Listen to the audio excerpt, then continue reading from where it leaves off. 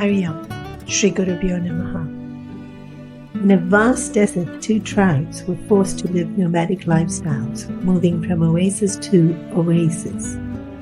Each oasis was very small, and so they ran the risk of it drying out if they stayed too long. And so they drove themselves out into the harsh desert heat and wind, wandering for another oasis. But as fortune would have it, one tribe found an amazingly lush oasis where the fauna had grown so abundantly that there were even birds chirping and animals laying lazily under the shade of trees. As the chief of the tribe went to give thanks to the spring of water before using it, the spring spoke and said, "I flow abundantly. There will always be enough for all mankind. All beings, I flow to nourish and to replenish." The chief was thrilled. This would end their nomadic lifestyle. They can stay here peacefully. He sent a message to the other tribe, who came and were as grateful as the first tribe, and they lived so harmoniously for about 3 generations, each time passing on the promise that the spring made. The son of the Sultan, after about 3 generations, was riding back to the oasis from the desert when he spotted a third tribe approaching. Immediately fear rose in his heart, thinking, if they come, there'll be even less space and they'll use more water and we might run out. He had heard stories of when they wandered around the desert longing to find water, and he didn't want to have to live in such conditions. So he immediately convinced his father that what if the spring runs out? What if there isn't enough? What if we have to go back to that horrible lifestyle? The father tried to reassure him that the spring had promised. The son then convinced the father that the desert sun can make anyone delirious. How do we know? The chief didn't imagine the spring speaking.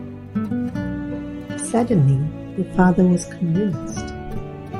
He gathered the army and drove the original tribe out from the oasis. They then stayed there thinking they would be peaceful and secure. But the original tribe felt so betrayed. They were consumed with anger and hate. They had opened their arms and invited this tribe in, and this is how they were paid back. They too saw the third tribe approaching. They combined forces with the third tribe and launched an attack at the oasis, took charge of it, and drove this tribe away. But 2 tribes forged a union in hatred. Hatred then drove them apart. One tribe constantly tried to secure the oasis for themselves, but sooner or later were driven out by one of the other tribes, year after year, fight after fight. After so much bloodshed, hatred, bitterness, resentment, sorrow, and suffering. Now generations had only heartache, but the entire time the spring flowed abundantly. It had made a promise, and true to its promise, it always had enough for everyone. Within our hearts, each and every single one of us have this eternal spring of joy and peace, of love, of abundance, of talent, of nobility and virtue. It flows abundantly. But we forget. We forget that that spring is abundant, and we feel we need to protect ourselves. We pair up with some and we hold others at a distance. We betray, we get petty, we fight, we squander, we quarrel, but the entire time, the spring flows abundantly. The great teachers of the world guide us to the path of meditation so that we can draw our attention within and reconnect once again with that abundant spring flowing within us and enjoy what it has to offer and share it with others.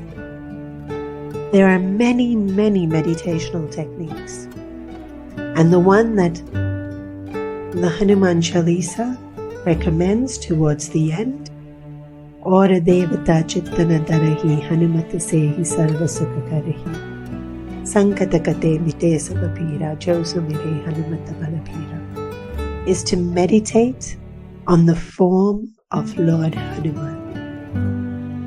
In the Bhagavad Gita, chapter 12, verse number 5, Sri Krishna explains that when we have a form, when we have a body, it's much easier for us to focus on a form. When we extremely identified with our form, with our body, to think of something infinite and formless and unmanifest is much harder. Avyakta hi katir dukham teha vadbir avapyate. When we meditate on a particular form, we're not considering that form as divinity alone. We know this form is but a representation of the ideal. It's a representation of the formless. And the example that is given is when we have a thorn piercing our feet or foot in the days when they would walk bare feet through the jungle. To remove that thorn that is causing so much pain in the foot, they use another thorn. And once the second thorn removes the first, both are discarded. In the same way, the ultimate goal is to abandon all names and forms. But to get to that formless self, we need that pure concentration. And to help us get that concentration, initially, we hold on to a particular form, a form that inspires us and uplifts us, a form that helps us feel connected, helps us feel love, reverence, devotion. So it acts as a goal, and it also acts as a means. And the point is not which form. In the Chalisa, it's Hanumanji, but it can be any form. It can be any of the gods or goddesses of any of the world's religions. And it can also be things in nature, like the sun, the moon, the sky, clouds, mountains, trees. It can be just a flame of light. What's important is that we take our attention within. And the more we take our attention within, the more we find ourselves. To meditate on something like, sky is above, earth is below, peace is within, might be far too abstract for some. To meditate on a hero like Hanuman, who is brave and courageous, who is devoted and loving and kind, who is intelligent and efficient, the mind has enough to think about. So, think about it.